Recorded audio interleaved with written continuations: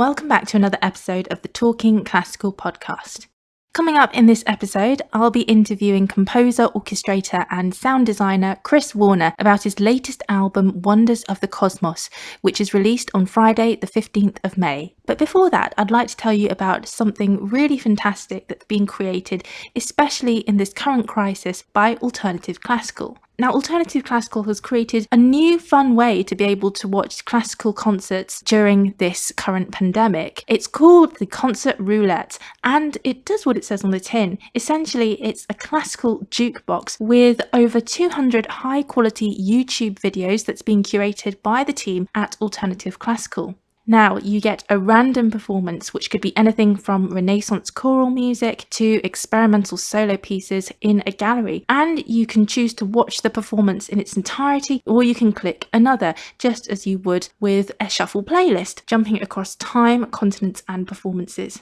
All live classical concerts, as I'm sure you are very well aware, have been cancelled, which means that streaming has become the new way to access classical music during these times. There are so many people at home looking for interesting content to keep them entertained, informed, and educated during this time. So Concert Roulette provides an easy way to discover music without needing any prior knowledge or experience of classical music. If you'd like more information about Concert Roulette, then please go to alternativeclassical.co.uk/concert-roulette. RSC composer Chris Warner releases his new album Wonders of the Cosmos on Friday the 15th of May. It's a beautifully atmospheric album taking the listener on an interstellar voyage across 46 billion light years. From the very edges of the observable universe to the moon, Chris demonstrates the 7 wonders of the cosmos towards planet Earth. It was recorded in Ely Cathedral and also at Abbey Road Studios. Wonders of the Cosmos features the amazing tonalities of Ely Cathedral's organ with gorgeous strings. It also features British soprano Grace Davidson, set amongst the 6-second reverberation of Ely Cathedral. In this interview, we talk about the album, how Chris combined his passion for astronomy with storytelling, and how he decided to shape the album specifically around the Ely Cathedral organ, and advice for composers in today's digital age. Many thanks to Robert Shun at Wildcat PR, and many thanks to Chris for taking the time to talk to me. So many composers across the years have been really inspired by space and the universe and have written their own responses. So how did you go about writing your own response towards this gigantic subject matter? So I've had a burgeoning interest in astronomy for the last decade or so. Saying that, I have been stargazing. I am saving up for a telescope. I tend to borrow friends' ones, and then the best birthday present I had a number of years ago from my wife was a subscription to the local astronomy club, and so I started this. I live in Ely in the Fens in Cambridgeshire, and besides just being a great club where we get lots of really interesting speakers coming, talking on matters about astronomy, but also cosmology and science and physics in a wider sense as well. So it's really interesting. It's not just all about astronomy. They're a lovely bunch of people as well, some lovely friends I've got there. And I just can't get enough of it, really, and particularly the observational evidence and material that a lot of the speakers bring along. Sometimes it's in graph form. Lots of astrophysicists and cosmologists get very excited by graphs in the way that some academics get very excited by Schenkerian analysis or something like that. But to a lot of people, it's, oh no, not another graph. But some of the images that you see and some of the mock-ups of how they think, for example, like dark matter might be evolving, or some of the emulations of how they think the universe may have formed, and which is based on mind-blowing maths and years of research and thought. I just can't get enough of it. And every time I sat there in a lecture, I just see in a lot of the pictures and what they're talking about similar patterns and ideas that we think about in music. I know it sounds a bit far-fetched to link the two together, but a lot of the radio astronomy talks about waveforms and wavelengths, and what they're doing is not looking at things but listening to things, listening to a planet vibrating, and that is going to create fluctuations in planet vibrating might cause, you know, a wave, create energy in the electromagnetic spectrum that's picked up by radio astronomers, and that's no different, but on a huge scale, to the waveforms that we're dealing with in music all the time. All of these things are sort of connected. There's this really interesting stuff over the centuries, isn't there, on the music of the spheres, and things that different scientists, I think Newton was one, wasn't he, and Galileo and other people, and have done on. We're really interested in the ratios between the movements of the planets around the sun. You know, how many times does one planet go around in compared to another planet, and what's the ratio of those relationships? And of course, in music and what we know about acoustics and music, and the apocryphal story of Pythagoras passing the anvil maker and listening to the pitches of the different anvils, and realizing there's a relationship between the size of the anvils and the difference in pitches, and then from there construed these things that we now call perfect fourths and perfect fifths and octaves, and ratios of 3 to 2 and 1 to 2 and all of that. So even at that planetary level, you can you see people trying to translate that into kind of, well, what if we conceive this, imagine this as music? And I don't think that's an accident, because I think, you know, there is something profound at the heart of the universe that is as much musical as it is mathematical, and we know that music and math go together, and intelligence at the same time. So it was a natural thing for me to then think, okay, how can I express this in musical form? And then you think, oh, well, you know, how do you follow Holst? How do you follow all these other things? What, you know, what could you possibly say that hasn't already been said? So I started with, I love the Hubble space images. I don't know if you've seen any of the images that the Hubble Space Telescope has given us over the years. And the famous ones like the Pillars of Creation, these amazing gas clouds in the Eagle Nebula that are millions and millions of light years across. I mean, they look just like big pillars that you might see in Rome or something, but when you think they're millions of light years across, it's just extraordinary.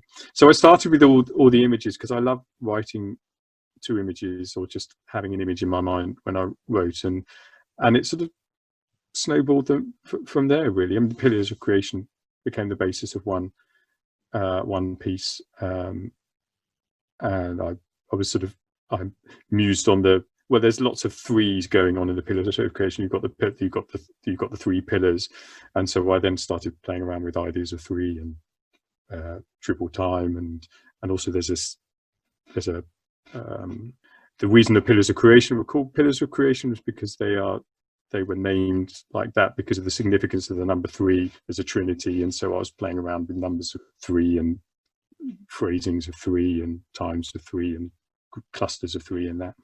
And Whirlpool Galaxy, beautiful image, amazing spiral galaxy, and sort of extrapolated from that, just repeating patterns. And of course, this was all the big idea I had at the time was I've been wanting to do something collaborate on something with the music team at Ely Cathedral for a long time. I used to be a choral scholar and lay clerk many years ago, so it's very much in my veins, cathedral music and just being in and amongst cathedrals. So I knew that at the heart of this piece I wanted to feature sort of an organ, because I don't of the size of a cathedral instrument, because I don't think there's any other instrument for me that can better help play with some of these sort of ideas on a cosmic scale. There's something quite cosmic and out of this realm, isn't there, about an organ? Mm. And again, it's just vibrating pipes, it's wavelengths, vibrating air, vibrating in tubes, which is not much different to what's going out there in space. So there's something very kind of visceral and organic and simple about an organ as well.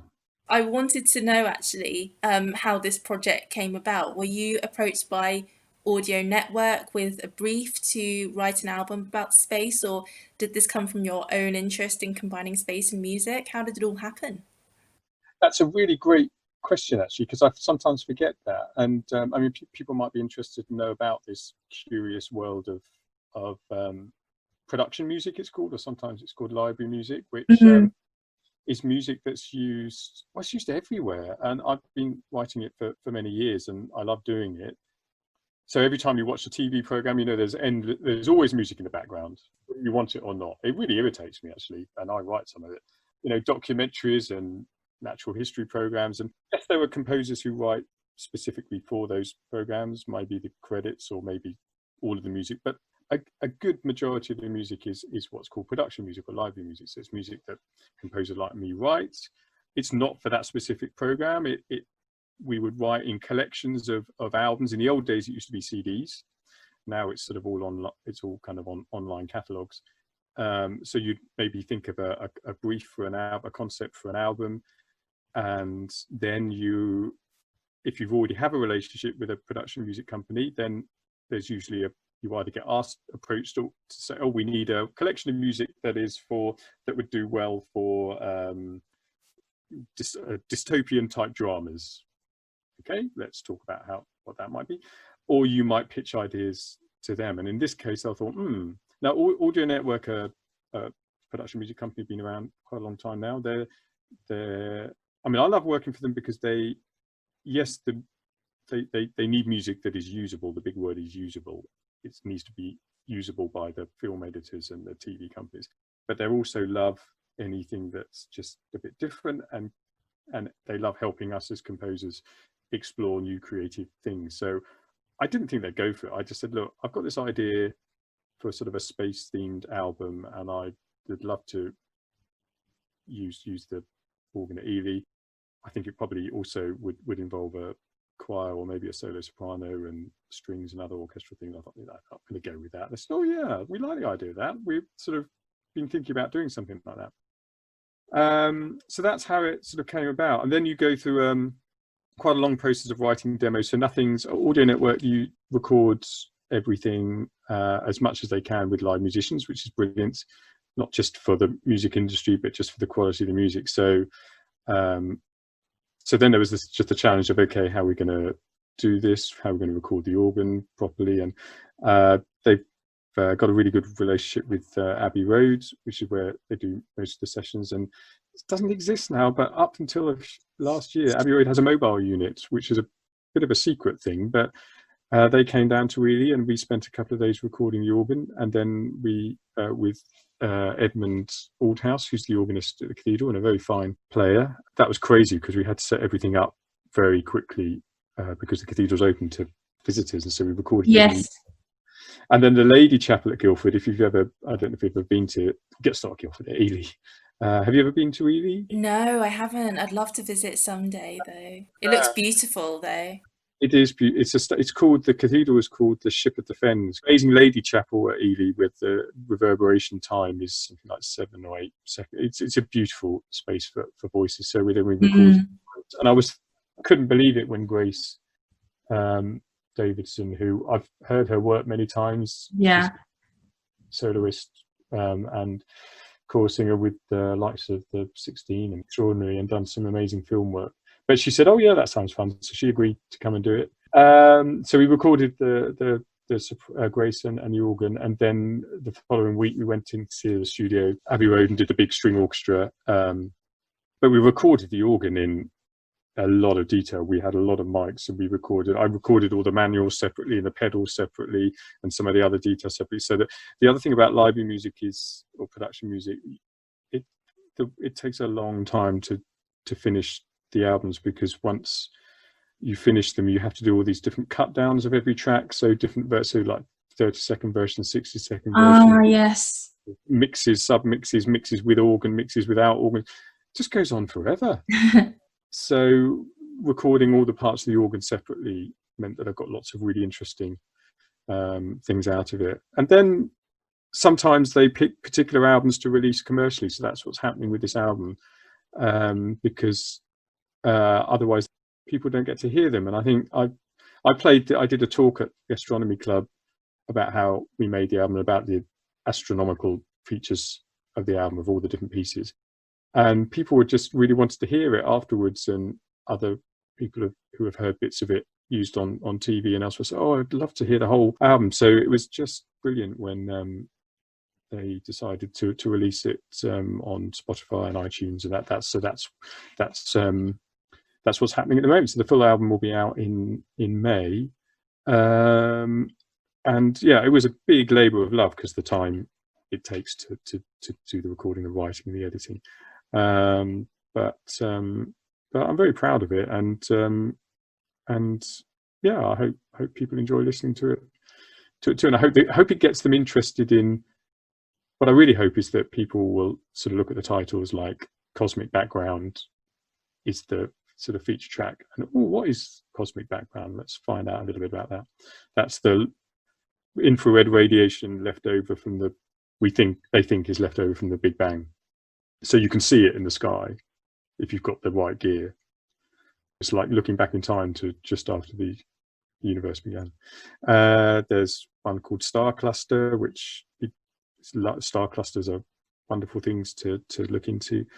Interstellar Wind, based on the sound that Voyager 1 picked up on its interstellar flight after it left the solar system. It picked up this weird sound, which is a bit freaky. And there's the Death March. There's a track about a planet that's gradually being eaten by the sun, that just create all this sort of crazy stuff. So I hope it'd be lovely if people sort of saw the title, heard the music, and thought, "Oh, let's find out more about that," and gives them an interest or an appreciation of just the beauty that is, and also the terror, because it's a big, dangerous, scary place, the cosmos. But yeah, just all of that. I hope it sows a few seeds and gets a few other people interested in astronomy too. I was just going to ask you, I mean, because I really enjoyed listening to all the tracks. Yeah, it was brilliant. And I was going to ask you what you would hope listeners would get out of the album, whether it would encourage them perhaps to explore more into space, or to take some sort of practical action, or will your music be used on a science program or a film? Or I hope so. Well, it's already. I mean, so the music's been out there available for the sort of TV and film industry for a while. The album itself now is being made sort of more publicly available, but it has already been used on. There was an episode of The Sky at Night which is all about cosmic background radiation, so they used that particular track quite a bit, and it's been picked. Yeah, it's been used on documentaries about Stephen Hawking and other things, which is what I hoped it would be. I mean, I tried to create an atmosphere in the music, and you would have heard that the music's very spacious. We deliberately decided. When I first started doing the demos, I was writing quite a lot of detail, but we decided, because of the size of the cathedral, and we just needed everything to be. So I sort of went back to the drawing board a bit and made the textures much more open, big soaring strings, very simple phrases, and I think that really helps, because you do get a sense of the expansiveness of the universe, I think, and you get that amazing acoustic of the cathedral as well. So it does lend itself to programs and things about space. Although who knows, other people might listen and hear something else. But did you have a favourite track, or one that you liked the most? I think the last track was really epic. Yes, there are a few epic ones. The sort of, I suppose that's a nod to the cinematic, because some of the classic space films of the past and now their music. So that was a little sort of nod to that. But also, I don't think you can go into a place like Ely and sort of work with the organ there, the mighty Harrison and Harrison organ there, and not pull out all the stops. Yeah. You have to really go for it in some places. So yeah, I didn't. I gave into temptation with some of it. Yeah. It made me think, actually. I must go. I haven't listened for a while, but I must go back and listen again to the Holst and some of the other pieces in the literature. Yeah. Any recommendations for classic space themed pieces of music? Or Well, actually, I was doing a little bit of research before this interview, and I mean, there are obviously some great composers, obviously like Hans Zimmer and Eric Whitacre. They've all written pieces inspired by space, and then obviously Strauss and Holst, and yeah, and then of course there's, I guess, more contemporary stuff with David Bowie and yeah, of course there is, isn't there? Yes, yeah, there's Space Oddity and the big concept albums that are sort of dealing with similar things, but just in a different genre. And of course, thinking of your game, the game sort of episode you did as well. There's a lot of yeah. based in space, and so the music there is sort of quite epic and space orientated as well, isn't it? Yeah. Did you have any particular musical inspirations or creative inspirations for this album, talking about listening recommendations inspired by space or? I don't. I don't think I did. I mean, I'm sure I had things in my mind. What I did do though is I spent a bit of time. I've got friends who are organists, and I'm fascinated with the organ. I think they're amazing instruments. They appeal to my. I'm a bit of a techie geek. I love mechanical things, and they're just as machines, they're rather wonderful. But as instruments, they're also quite phenomenal. So I'd spent some time with friends on other organs, just learning more, getting more of an understanding of the different registrations. And I was drawn. What I did do is I listened. I decided which of the kind of families of registrations and pipe work lended itself to the kind of sound I had in my mind. So it was the fluty stops, which when in a cathedral acoustic sort of sound twinkly and just in the distance, Ethereal, wasn't it? Yeah, and then very ethereal. And I've always loved the string stops on organs, and the vox humanas, and those French sounding. It's extraordinary how pipes can almost sound like strings. And you get that a lot in Cosmic Background. The track called Cosmic Background, you hear these augmented chords on the sort of vox humana and reedy string stops, which gives you this sort of shimmery, opaque kind of sound. So I was guided. So my inspiration, yes, I did listen to things, but I listened to the sounds of organs rather than to other pieces of music. Okay. And that gave the kind of textures, and then I sort of built the music up from that. I think I don't remember. I think I probably consciously steered away from some of the classic repertoire, just okay. To try and do something a bit different. But also, of course, because it's the other challenge sometimes with production music writing is that it's all very well getting creative and having grand ideas, but it's also, as I said earlier, got to be usable and not too unapproachable. So the music, I think, I try to make it accessible, but also put little bits of challenge or meat in there as well. They're very accessible, I think. They're not big lists, and the time, we have to keep the time of them down to sort of about 3 minutes. So whilst I'd sort of extended some of them, I mean, it's an interesting whole another topic about, again, writing production music, where how do you write music which is continually developing and creating interest but never changes. As in a TV context or film context, people want the music to underscore a narration or a voiceover or a scene. They don't want it to suddenly then do something different, but they don't want it to sound just like it's the same bar over and over again. So also you're hearing these pieces in this album, it's expansive, but it's not like continually, the music isn't continually developing. There are builds, there's sort of crescendos and it falls away, but there's the material is kind of all there in one piece. So So really, as a composer, when I first started writing production music, I find that quite challenging because I do a lot of theatre, and theatre is all about telling a story and getting from one scene to the other and things happening, but you can't do that in production music so much. But I will go back to the heart. Just talking to you today, it's just made me think, and listen to some of that repertoire again, actually, because they're amazing pieces. Definitely. You just mentioned the organ there, and you also mentioned about the various mixes as well that you had to make for Audio Network. So I just wanted to ask you as well, what were some of the challenges of recording in Ely Cathedral and also at Abbey Road? Because I saw the pictures of the pipe organ and those massive horizontal reeds, and it said that you could actually crawl into them. You can. So the That's amazing. because of the big open woods, the bass stops, which are so big, they have to be laid horizontally, and they're big enough to crawl in. I mean, it's just, that's how much air you're moving about the building when the organ's playing.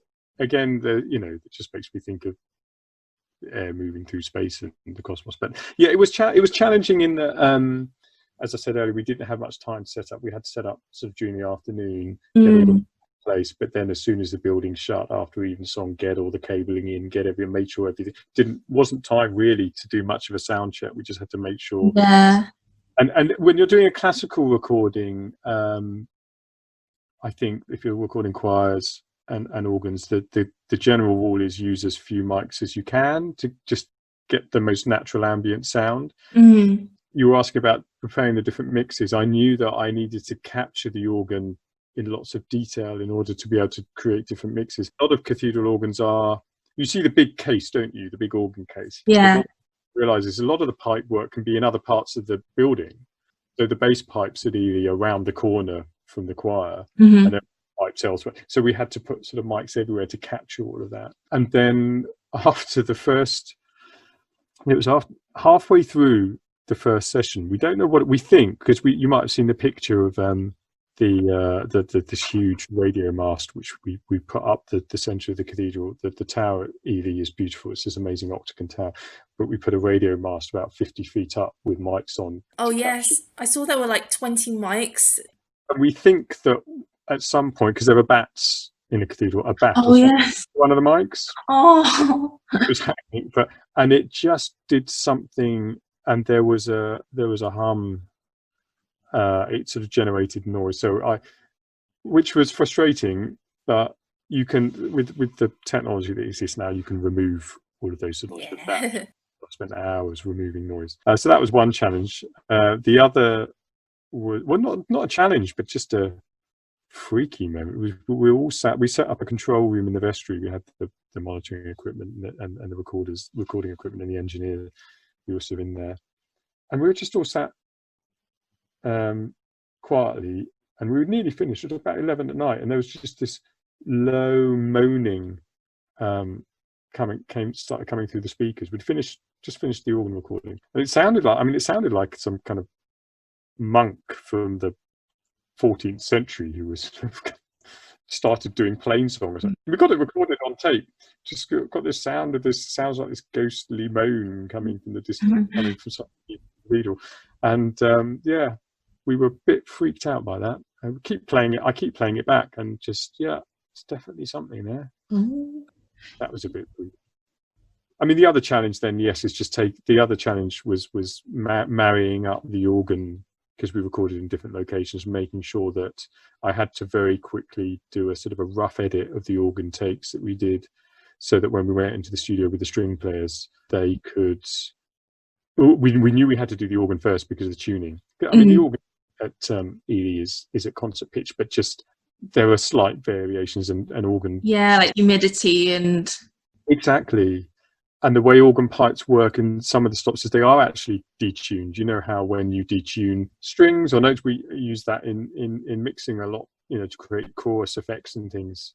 So we knew we had to do organ first. And so, I'd had to work quite hard to make sure that everything was in order with the organ and what we've recorded with Grace, so that then it made sense to the string players and they could sort of play properly. They knew what they had to do in terms of tuning and phrasing and everything to what the organ and Grace had done. Yeah, so it was. Yeah, these projects always take a load of work. Yeah, there's a lot of joy and wonder when you work with amazing musicians like Edmund and Grace and the string players I had, but then there's also a lot of graft and sometimes drudgery, especially in all the editing and all of that. It's worth it. I wanted to ask you if you had any advice finally for young composers. You just mentioned that, it is hard and that it is a lot of work and you do have to put the graft in to get the results. You do. Yeah, advice for young composers is, firstly, I think be as open. What seems to have served me well, I can talk about what has helped me, because it can be challenging. It's really, even now, I somehow thankfully managed to make a living as a composer, for which I'm extremely grateful and never take it for granted. But it's difficult, and some days you really feel, oh, I'm not sure I'm really any good at this, or people are doing this much better than me. They're all the same doubts, and that never goes away. But what's helped me is to be as sort of open-minded as I can about accepting, trying to kind of embrace any project and any opportunity and any collaboration, and just sort of go with it, even if your gut sort of even if it makes you feel a bit queasy at the thought of having to do that. I think knowing what your strengths are is really good too. I mean, I know what my strengths are as a writer. I would never attempt to write any sort of electronic music or commercial pop songs or anything like that. I could have a go, but I know that's not. I would love to, but I just don't know, that's not my skill set. Just as an example, I think meeting people is really important. I think in the days of social media, which is also really important, I think nothing is better than a cup of coffee with somebody. And I'm still, especially in the theatre industry, I'm still going for meetups with people I haven't necessarily worked with, directors, other people. You make contact, or you meet through someone, so should we have a coffee and let's have a chat. And I think what you realize is that actually every time you go for a coffee with someone, or just a meetup, meeting for the first time, it's kind of a job interview, and every time you meet someone new, or another musician, or another potential collaborator, it's always a potential job interview. And I think it's just, I think when you are aware of that, then it helps you see that there are many more opportunities out there than you think. Because I haven't answered a job interview for many years. That's not a bragging thing. It's just the work just sort of comes from people you've met and people you've worked with before, and people recommending you, and that all comes from just sort of trying to put yourself out there and meet people, whether it's going to see shows, going to concerts, getting to listening to podcasts, connecting, making connections between people. And so and also don't get too, I think the last thing is, don't get too hung up on, I say this because I don't get too hung up on what you think being a composer is. I've got some friends and colleagues who are amazing composers who aren't, shall I say, formally trained. I mean, I studied music, but I didn't train in composition. And I think you so much from artists and other writers who come from different backgrounds, who didn't necessarily start out as composers, so or as musicians even. So there's no substitute for just getting your hands dirty and giving it a go and going with your instinct. And don't forget that you can now stream, download and buy Chris's new album Wonders of the Cosmos from Friday the 15th of May. Well, I hope that you'll be able to join me for the next podcast, when I'll be talking to singer, actor, musician and star of stage and screen, Julian Ovenden. It was a lovely conversation that I had, so do be sure to check that out. That should be out within the next week or so. Meanwhile, stay safe, and I hope that you'll be able to join me for the next episode. Bye for now.